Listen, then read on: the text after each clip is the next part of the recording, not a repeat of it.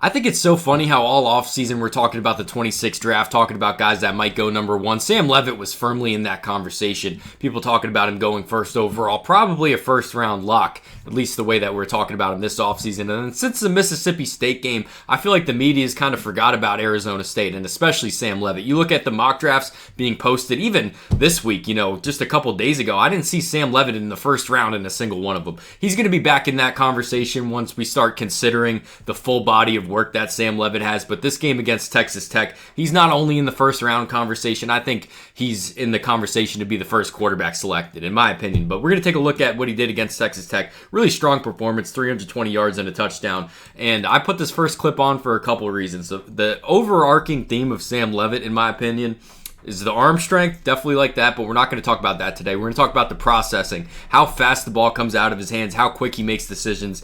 Very fast. So this first throw here, that's what I want to highlight. But he also has a bit of a sidearm release, kind of a 3/4 release, and it helps him get the ball out really fast. But also, we'll see it get batted at the line of scrimmage every now and then. I think he had two or three batted balls at the line of scrimmage in this game against Texas Tech. This is one of the best defensive lines in the country, but I think this kind of stems from the ball just coming out just kind of to the side. But what really makes Sam Leavitt a first round guy to me, a first overall guy to me potentially, is that off script stuff, man. This is something that you just can't teach football players, and there's a lot of players. This is a calculated risk. Sam Leavitt has 9 career interceptions in 1.5 seasons starting at Arizona State.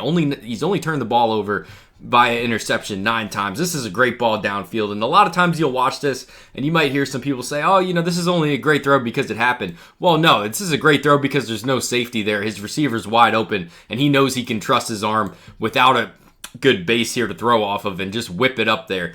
There's no way a defender ever makes a play on that ball because there's no safety hanging there. We just watched Mason Heinschel, the true freshman quarterback for Pitt. He's having a great season. He doesn't really understand the range that the safeties have. He tried to make a throw like that the other day, but there was a safety sitting on it, and it didn't work out. This is another great throw downfield here. I think this is Jordan Tyson. I can't really tell. If this receiver doesn't slow up or if he doesn't get held at the top of his route, this is another touchdown. So he not only has the velocity on the short to intermediate throws, but the touch, I think, on a lot of these downfield throws. We'll see that throughout the game. He didn't really connect on a good deal of these against Texas Tech, but the throws were there. It's just a couple times where it got held up just a little bit. But taking a look at this next throw, this is a sidearm one again. So the decision making, the processing is great.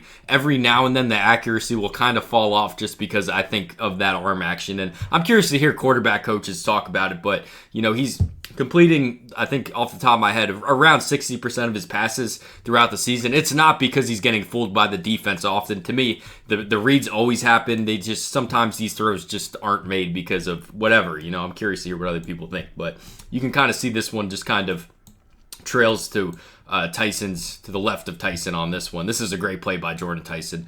Able to look this in. This could have been intercepted, could have been incomplete. Great play by Jordan Tyson. So we're going to take a look at this side-by-side view against Texas Tech. This was the only decision that I could think of that was probably too risky. The other throw that we saw off platform was great because there's no safety. This time there is a safety sitting on, and he does have a platform to throw it to. This is a very difficult throw with this safety sitting on this, and I'm not sure if he sees the safety or what. He kind of got lucky on this one. I think that this wasn't turned over, but still. Here's that playmaking again, This time he has a basis set on throwing to the other side. A lot of times we tell quarterbacks, when you're rolling out to one side, never try to go across the field. That's because they're not Sam Leavitt. They don't have the arm strength that Sam Leavitt has.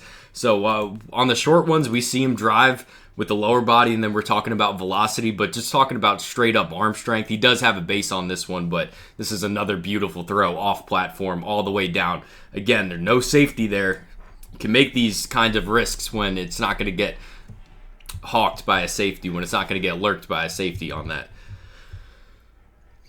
Athleticism, he's not only athletic enough to get it done, he's a little bit more athletic. I don't think we're going to talk about him ever being a 1,000-yard rusher in the NFL. We won't ever talk about him being a 1,000-yard rusher in the NFL, but definitely it really helps him on these on the pocket presence stuff, the way he's able to manipulate the pocket. He is athletic enough to do that. And then, like I said, he's got that playmaking gene where he's always looking downfield, looking for a broken coverage, looking for a receiver that broke contain, that kind of stuff. So off script, he's great.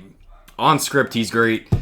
The only question to me with him is kind of how do scouts feel about that arm action, but this is another great throw. You see this number 14's got his back to the quarterback. He's in man coverage. You're trusting your 6-star. You're trusting your all-world wide receiver, Jordan Tyson, to make a play on this ball. This ball's never intercepted. 14's never intercepting this ball, but this is a good play by him, by the quarterback, but good throw also from Leavitt.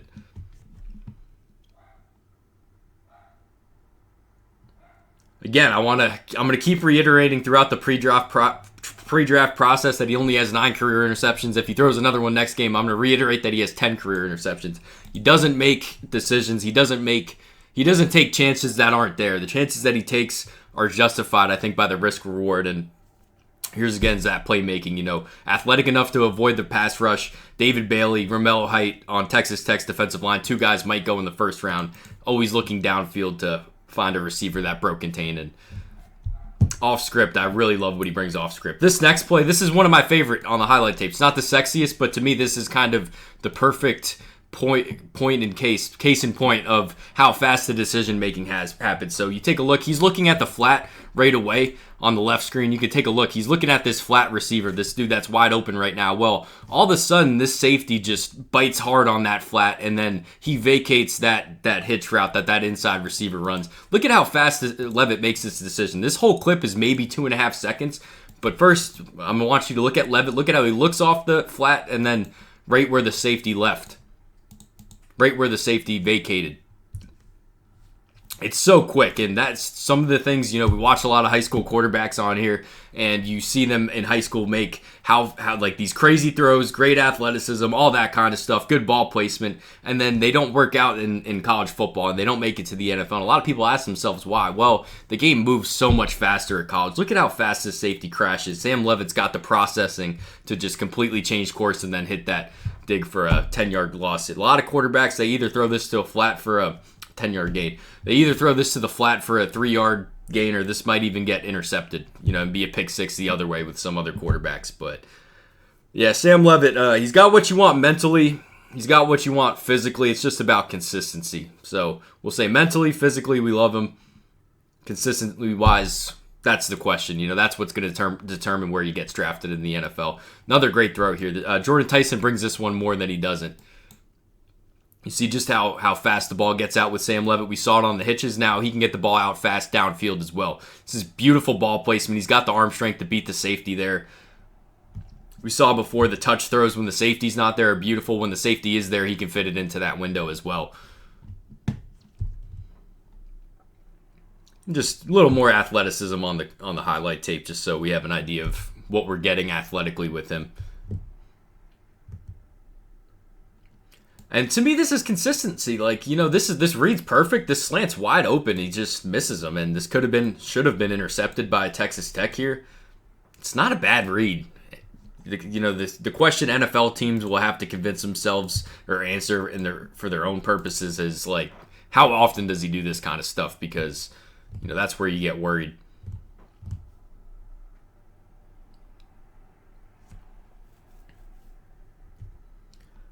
And I put this last toss. This was the last play of the game for Arizona State to upset number 7 Texas Tech. Texas Tech's a great football team. You can tell it. Sam Leavitt's all fired up. Anyways, that's my thoughts on Sam Leavitt. If you want a place to track all your thoughts on draft prospects or even college football players, we have a lot of people that aren't draft eligible uploaded. Please check out we-draft.com. Thanks for watching.